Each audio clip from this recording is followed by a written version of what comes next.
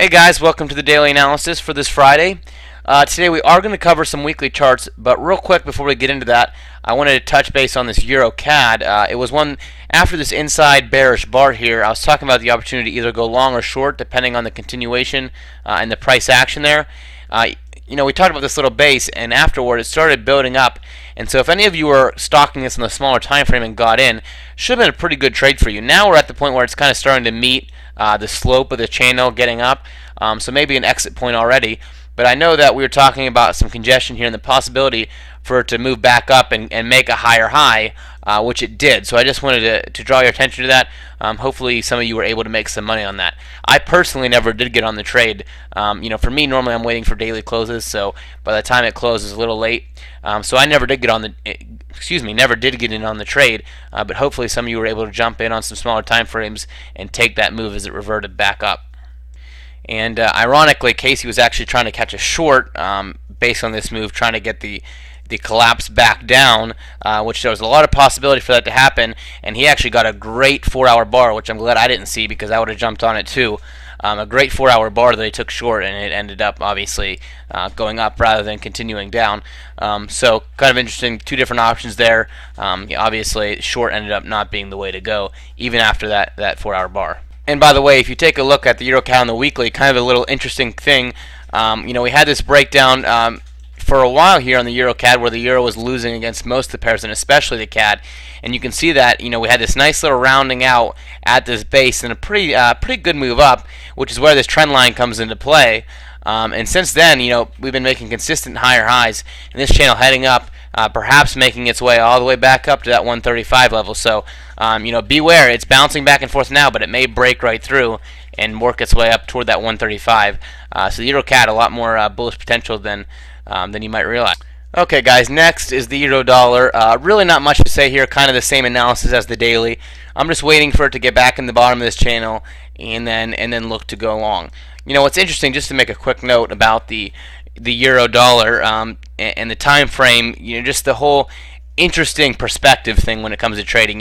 For those of us looking at dailies, each of these weekly bars are multiple day swings that we're looking to take advantage of, and then we're out by the time the bar is closed and we're waiting for it to come back down. Whereas, as a weekly trader, you might have got in looking for a continuation here and, still be in this trade because it's still just one leg of a weekly chart. So it's pretty interesting. We talk about perspective, and I give you guys daily analysis based on these bars. But you can see so many different things based on the time frame. For those people looking at a 15-minute, those daily bars are just such massive moves that they would never even look to capture one of them, let alone multiple. And then on the flip side of that, just one leg of a weekly swing are multiple swings back and forth on the daily that we look to take advantage. So it's interesting to kind of take a look around, look at some other time frames, and get that perspective of what the market's really doing. Alright guys, pound dollar, you can see the weekly bar break. I mean, so much momentum, a great break.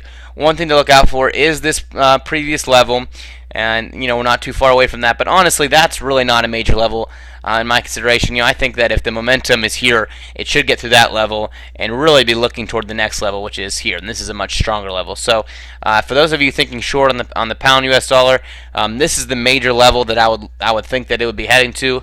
Obviously you have to be careful because the euro is still relatively strong, and that can impact the pound. This pound could revert back at any time, but for right now the momentum to the downside is just very intense and looks to want to follow through on the pound dollar. Okay guys, odd again, very minor analysis here. It's sitting on top of our downward trend line, not making a lot of momentum moves.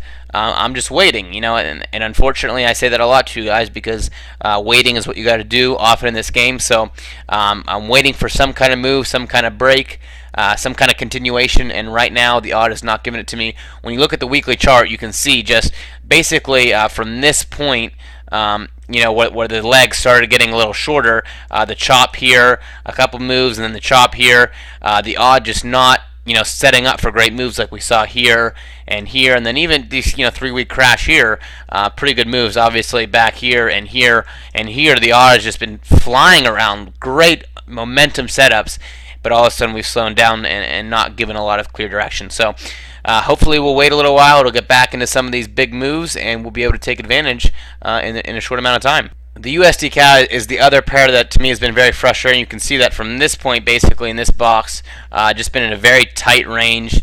Not a lot of progression. It is an decent bullish bar that looks like it might want to come up and test this level. But to be completely honest with you, I just don't really have any confidence in it at this point because the USD CAD is not showing any momentum. And I'm sorry, my labels for the daily. There we go. That should be a weekly chart. But on the weekly, there is a decent bounce here, but just not a lot of confidence in my opinion. Not to mention that there's a little bit of a top here that we're already running into because the range is so short that it's easy to find resistance points. So until it gets out of this range, as much as I like to catch the USD CAD on a move up toward parity or something, it's just not there for me. Alright guys, quickly I'll cover the odd yen since I am in the trade. Obviously you can see that the odd yen is what most would consider overextended really to the upside. I mean, just a bullet on the weekly chart. However, I'm not convinced. I think it can go higher. Obviously there's a potential for it to pull back since there is 4 bars in a row.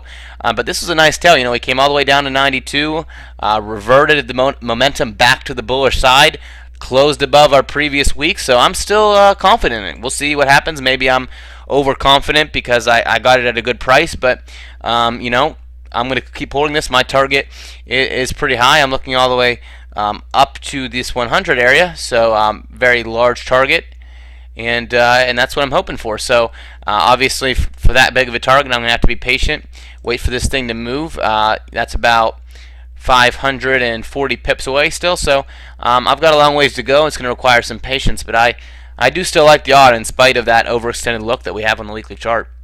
Okay guys, and I will finish up with the euro pound. Speaking of overextended, obviously the euro pound, if you kind of look at the upward channel here, the euro pound is pretty much through that no matter how you draw it. Really the channel probably looks something more like this.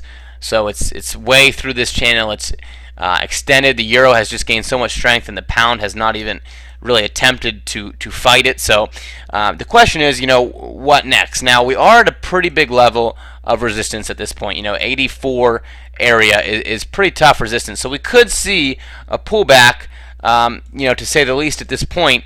But right now, there's no reason, other than just the market being overextended, which again, I don't know how much legitimacy there is in that. There's not a fundamental or sentimental reason for the pound to gain strength over the euro, which is one of the things that makes this pair interesting because it's not like the euro dollar or the USD CAD. It's a pair where they're very similar, and when one outweighs the other, typically there's not a whole lot of reason for it to stop any time. So you just gotta kind of wait and see it. At this point, I mean, just a bullet in these last 2 weeks straight up, showing so much momentum because that euro is so much stronger than the pound. And so it's one that I'll wait. When it pulls back, I'll look to go long on it again, certainly. We may never see it pull all the way back to this trend line or anytime soon anyway. So maybe we'll be looking for longs just on the retest of 83 or somewhere in this range rather than it coming all the way down. But it sure is impressive to see this euro pound move.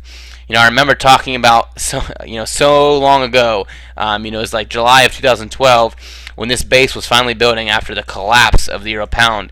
And I was saying, hey, you never know. Maybe this will be the new trend. Maybe we'll get up. Maybe we'll go up to 85. Maybe we'll go up to 90 on the euro pound. Not really thinking that we would be that consistent, that we'd already be up at 84 already. So it's kind of incredible to see this move. And hopefully, this trend will continue. There'll be more opportunities to take advantage of it as we go.